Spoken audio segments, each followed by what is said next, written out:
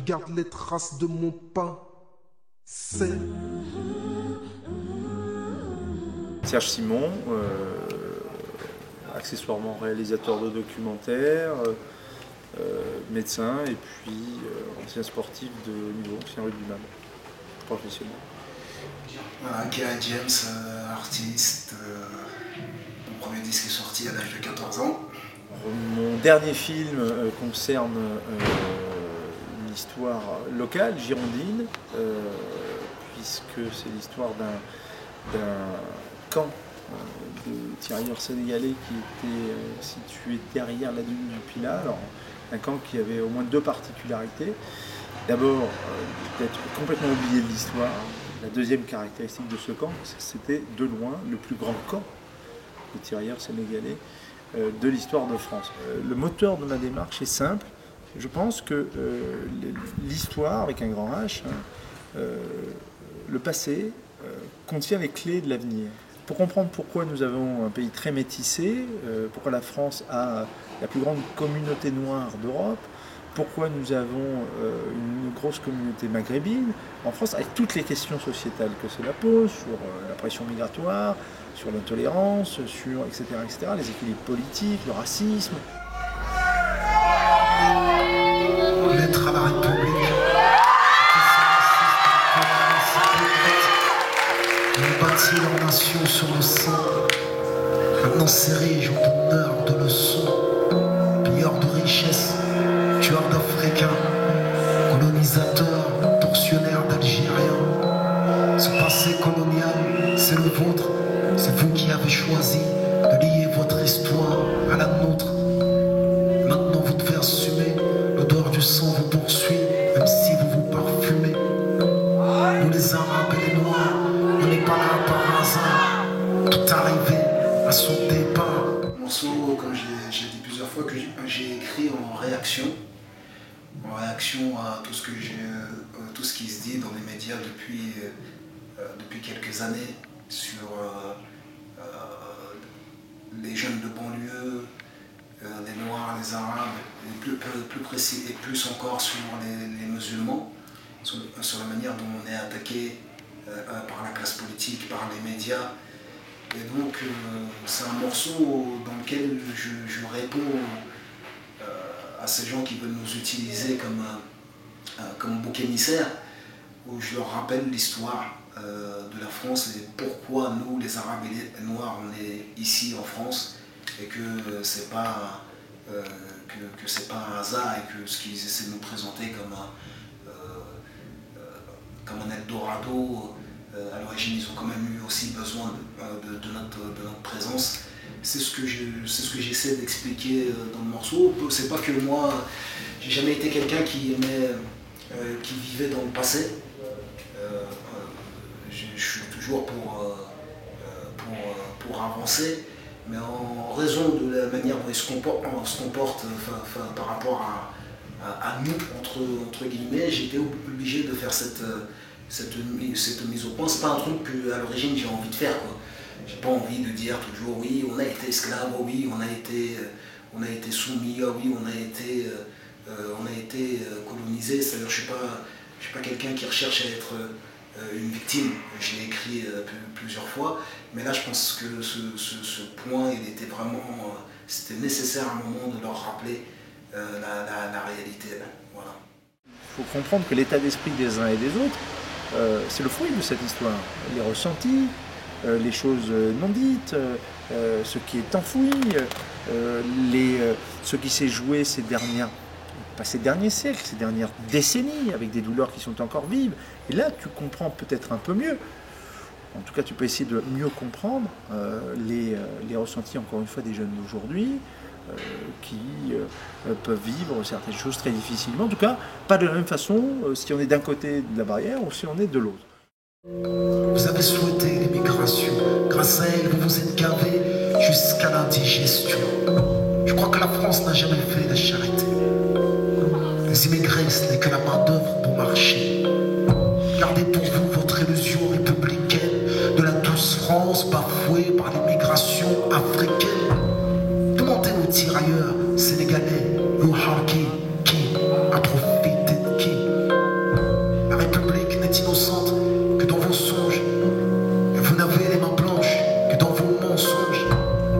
les Arabes et les Noirs, on n'est pas là par hasard. Tout arrivé à son départ. Il s'est passé l'évolution de la classe politique et le sens dans lequel ils ont été ces dernières années.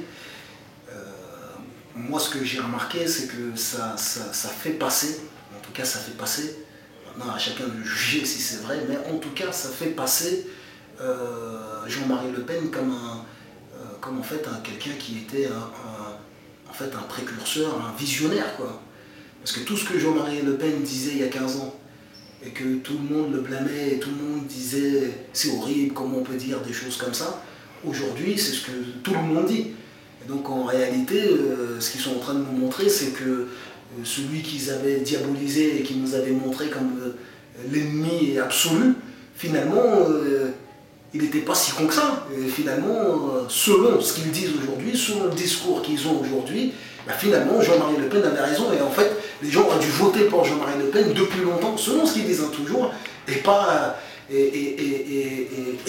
pas pour eux. Donc voilà, donc toute cette hypocrisie, moi ça m'insupporte et je rentre plus dans ce jeu-là où à chaque fois ils ont essayé de nous montrer, d'utiliser le Front National pour le désigner comme étant le parti raciste, alors que quand on observe bien les phrases qui nous ont fait mal, les phrases qui ont été dites, elles ne viennent pas toujours de Jean-Marie Le Pen, du FN, quoi. Et voilà. Donc il y a eu un peu cette démocratisation, j'appelle ça la démocratisation du racisme. Ils nous ont inventé un nouveau truc, c'est genre le racisme décomplexé, tu vois, qui se cache sous un truc, sous l'étiquette nationaliste. Voilà. Nous, en France, on est encore à se féliciter d'avoir un présentateur du 20h noir. Et regardez l'Assemblée nationale, on ne peut pas dire qu'il y ait une grande mixité. Regardez le paysage politique en général, il n'y a pas cette mixité-là. Donc, on est dans une complexité française extrêmement profonde, et c'est pour ça que je pense qu'il faut ouvrir cette période de l'histoire qui est encore très taboue parce que très douloureuse, qui est la colonisation. Ça nous permettrait de dépassionner des débats d'aujourd'hui et de tourner autour des vraies questions. Pensiez-vous qu'avec le temps, les négros meurtrés finiraient par devenir blancs? La nature humaine a balayé vos projets. On ne s'intègre pas dans le rejet. On ne s'intègre pas dans des ghettos français parqués. Entre immigrés, faut être censé. Comment pointer du doigt le repli communautaire que vous avez initié depuis les bidonvilles de Nanterre? Mais on va les pompiers, votre mémoire est sélective. Vous n'êtes pas venu en paix, votre histoire est agressive. Ici, on est mieux que là-bas, on le sait. Parce que décoloniser pour vous, c'est déstabiliser. Si la France s'est mise dans cette position-là, c'est qu'il y a collectivement un consensus là-dessus. Il y a les gens qui sont effectivement, je pense, animés de pensées racistes, certainement. Et après, il y a des gens, et pourtant ça a été dénoncé, qui sont de bonne foi et qui prônent l'égalitarisme. Alors ça a été dénoncé par Aimé Césaire en disant c'est aussi dangereux. C'est-à-dire de nier la difficulté, de nier la différence sous prétexte que tout va bien. Ne parlons pas de ça, les blancs et les noirs, nous sommes tous égaux, tout va bien, etc. Tu as les mêmes conséquences, c'est qu'on ne peut pas parler alors. Les gens de ce que j'appelle la deuxième France, on ne doit pas attendre de ces gens-là qui fassent quelque chose pour nous et qui changent notre vie. C'est à nous de nous prendre en main et c'est à nous de nous organiser. Aujourd'hui, c'est pour ça que j'ai appelé à voter ni pour la gauche ni pour la droite aux dernières élections. Parce qu'au final, si tu veux, sur les points qui sont importants pour moi, quand j'observe bien, il y avait juste deux attitudes. Il y avait la droite qui en faisait beaucoup et qui manifestait ouvertement pour se rapprocher et récupérer l'électorat du FN. Et tu as la gauche qui en dit pas trop ouvertement, mais si par exemple tu regardes à l'origine des lois, par exemple de la loi contre le voile à l'école, c'est vachement poussé par les gens de gauche Et donc finalement ils vont un peu dans la même direction, sauf qu'il y en a un qui dit ouais, il faut être décomplexé, il faut le dire ouvertement, et il y en a un qui dit non, non, regarde, il faut faire tout doucement, sans rien dire à personne. Tu vois, et donc il n'y a pas aujourd'hui un parti qui nous représente et qui est là pour nous défendre. Mais en même temps, moi, je leur en veux pas. C'est-à-dire, on n'a pas à attendre que les gens nous tiennent la main ou nous tendent la main. C'est à nous de nous organiser. Dès que tu poses cette question, si t'es blanc, on te dit non mais arrête, Serge, tu nous gonfles avec tes histoires, on est tous égaux, tout va bien, etc. Et t'avais dit mais non, c'est pas si simple. Ouais, mais non, moi, quand je vois quelqu'un, je vois pas sa couleur de peau, mais je vais plutôt tromper, parce qu'on en a eu. Quand c'est un noir, de suite on le renvoie en disant mais c'est un extrémiste, un radical. Et donc on le marginalise complètement. Nous, en France, que ça soit par volonté de ne pas revenir sur le passé parce qu'on ne veut pas cette repentance et on pense que finalement on n'a pas fait que des conneries, ou que ça soit par égalitarisme, disant ne parlons pas de ça parce que c'est réveiller les démons, mais finalement ça veut dire qu'on n'en parle pas. Et on n'en parle pas, ça arrange pas tout le monde comme tu le souhaitais, comme tu soulignais bien. C'est que ça arrange pas ceux qui voudraient en parler. Je sais ce que c'est que d'être noir depuis l'époque du cartable. Même que je ne sois pas un train, je n'ai pas envie de vous dire merci. Parce qu'au fond, ce que j'ai ici, je l'ai conquis. J'ai fleuri dans les maquis. Depuis mon enfance, j'ai grandi dans les maquis. Depuis mon enfance, narco, trafic, braquage, violence, crime. Que font mes frères si ce n'est des sous comme dans Claire Street? Qui peut leur faire la leçon? Vous, abuseurs de biens sociaux, des tourneurs de fous. Vrais voyous au constat, bande hypocrite. Est-ce que les Français ont les dirigeants qu'ils méritent? Parce que comme il y a une grosse crise économique, pour cacher cette crise économique, il y a des gens qui préfèrent que les gens s'entretuent entre eux, pour pas qu'on aille leur demander des comptes. Je n'imagine pas laisser ma fille grandir en France, pour des raisons personnelles, de conviction, tout ça. Déjà moi, en ayant appris ce que j'ai appris, en essayant d'emprunter le chemin que j'ai essayé d'emprunter, j'arrive pas à m'en sortir, tellement la pression de ce... c'est vraiment, tout est organisé, tout est fait pour qu'on aille dans le sens contraire de nos valeurs. Il y a plein de choses qu'ils essaient de banaliser, qui ne sont pas des choses à l'origine, qui sont des choses normales. Et franchement, éduquer son enfant aujourd'hui ici, ça me paraît... c'est très très très très compliqué. La mixité, elle est, en tout cas alors je parle de ma génération, peut-être que la génération d'après c'est différent, mais la mixité est extrêmement restreinte, et quand tu discutes, j'ai la chance d'avoir pour le coup des amis noirs, la question raciale est extrêmement importante. On ne parle pas que de ça, mais quand même, c'est comment c'est vécu, comment la conscience de sa couleur de peau est extrêmement forte chez les Noirs. Mais moi je me suis rendu compte comment? C'est en étant un blanc et en allant en Afrique. C'est-à-dire tu prends conscience que tu as une couleur de peau, non pas ici. Parce que souvent l'argument ici, mais arrête, tu me fais chier, on est tous égaux. Oui, on est tous égaux, mais surtout les blancs. On est tous égaux, surtout quand on est blanc. Et quand tu vas en Afrique que tu es blanc, tu te rends compte très vite que oui, tu as une couleur de peau. Alors, tu t'en avais pas rendu compte chez toi, mais là, tu es le blanc. On va voir qu'est-ce qu'on fait de la question raciale. Tu es le blanc, qu'est-ce qu'on fait? Tu es un blanc con, tu es un blanc intelligent, tu es un blanc de quelle catégorie? Dans quelle catégorie je vais te ranger? C'est ça qui se joue très vite. Tu es là pour nous exploiter, tu es là pour te faire baiser. Bon. Donc la question raciale, quand tu es blanc et que tu es en Afrique, tu la comprends très vite. Donc il faut imaginer, je l'imagine très simplement, qu'elle est exactement la même ici. Je suis noir, je suis arabe, etc. Je porte ça avec une société française, encore une fois, qui dans l'histoire a eu des regards extrêmement complexes là-dessus. Donc oui, moi je pense que tout ça, ce sont des nœuds qui ne sont pas défaits. En pleine crise économique, il faut un coupable. Et c'est en direction des musulmans que tous vos coups partent. Je n'ai pas peur de l'écrire, vous êtes islamophobes. D'ailleurs, plus personne ne s'engage dans la France des xénophobes. Vous nous traitez comme des bois coréens sur vos chaînes publiques. Vous attendez de nous qu'on s'écrit vive la République. Mon respect se fait violer, on peut utiliser les droits de l'homme. Difficile de sortir français sur le syndrome de Stockholm. Parce que moi je suis noir, musulman, banlieusard, fier de naître. Il y a des gens qui ont envie que un moment quand ils l'auront vraiment décidé, il y a un affrontement, je pense, un affrontement physique, quoi, entre les musulmans et les non-musulmans en France, et peut-être même dans le monde, c'est peut-être même un plan international. Et ce qui est dangereux avec l'affaire Mera, c'est que qu'est-ce qu'ils essaient de nous montrer, le principal message qu'ils veulent faire passer, c'est quoi? C'est que Mohamed Merah, selon eux, c'était un jeune comme les autres. C'était un jeune qui allait en boîte comme les autres. C'était pas quelqu'un qui faisait partie forcément du grand banditisme.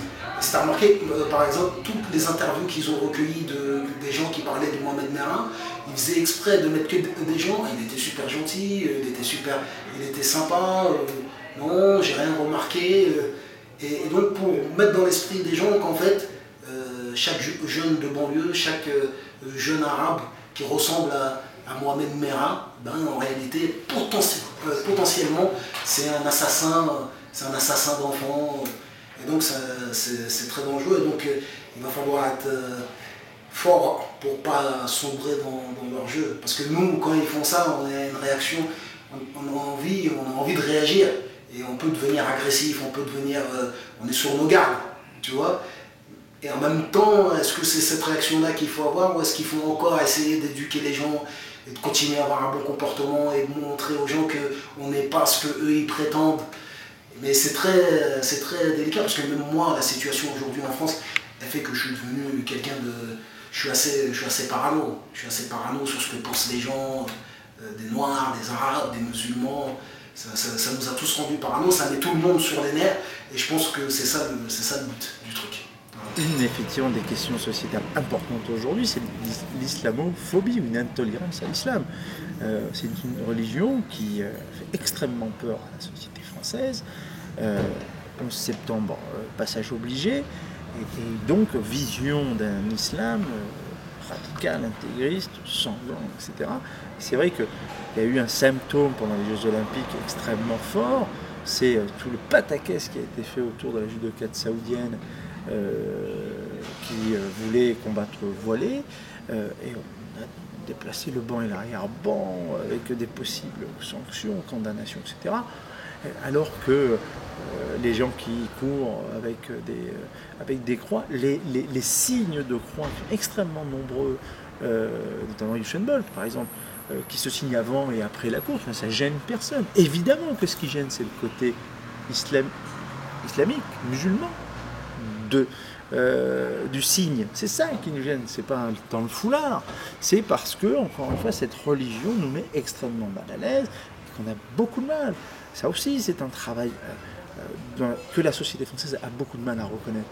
C'est vrai que j'étais de ceux qui se sont élevés contre ce lever de bouclier, contre le voile, parce que je trouvais ça extrêmement mal placé. Le débat ne s'avouait pas à lui-même, parce que c'était plutôt l'intolérance à l'islam, que du côté, on m'a dit qu'elle risquait de mourir étouffée pendant le combat à cause du foulard.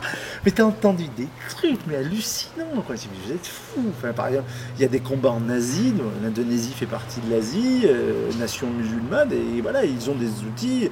Les filles portent cette cagoule un peu élastique. Enfin, je veux dire, des arguments à la con qui ridiculisaient ceux qui les avançaient, mais qui étaient de bonne foi. On est toujours dans cette position française, où c'est une espèce de racisme de bonne foi, d'intolérance de bonne foi, où c'est animé par des pseudo-bons sentiments, mais dont les gens ne connaissent pas les ressorts qui sont, encore une fois, très profonds et très anciens.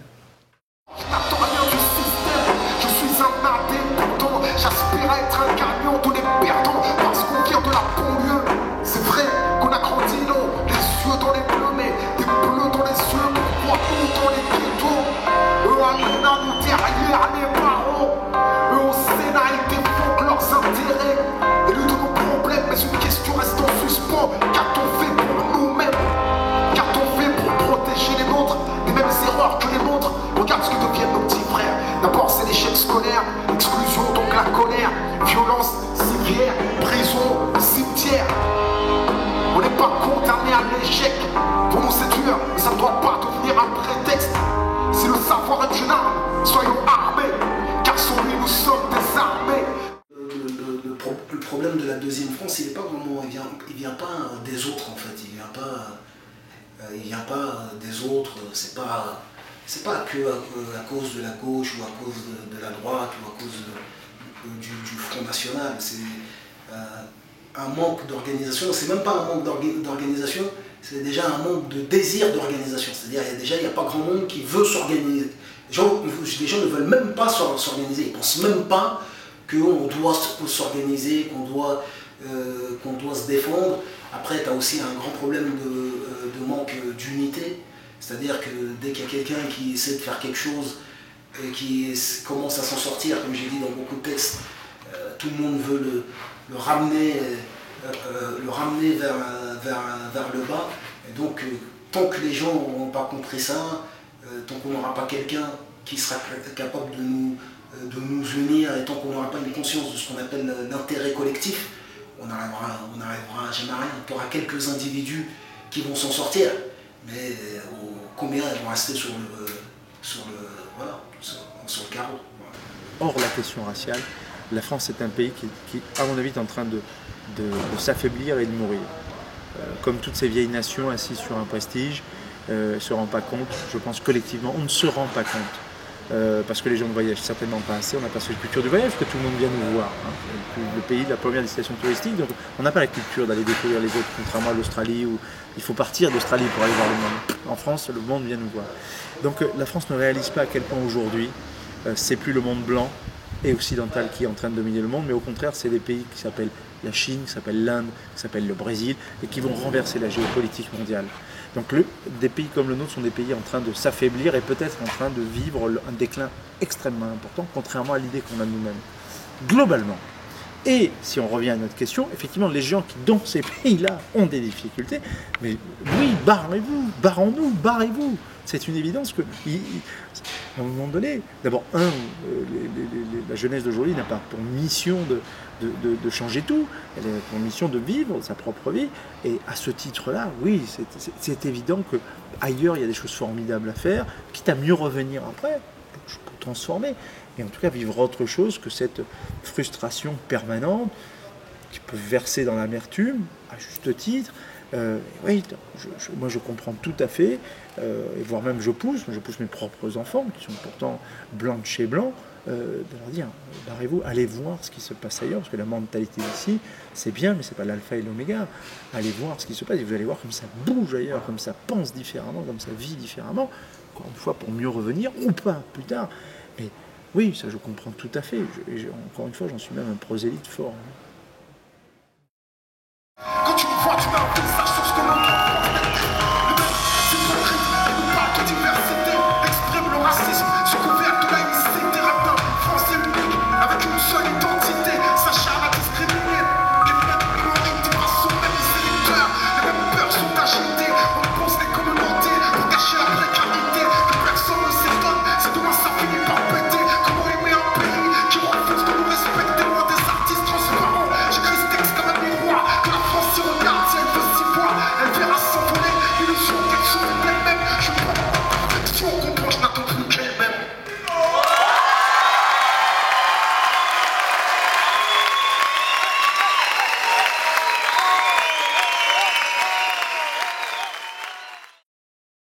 Longue et très belle vie à Nos Rêves Productions, télévision de demain, du futur et du bonheur. Dites-le tout. Kai James pour nosrêvestv.com, numéro 1 sur le net, la véritable actualité, la vérité, c'est ici, restez branchés, peace.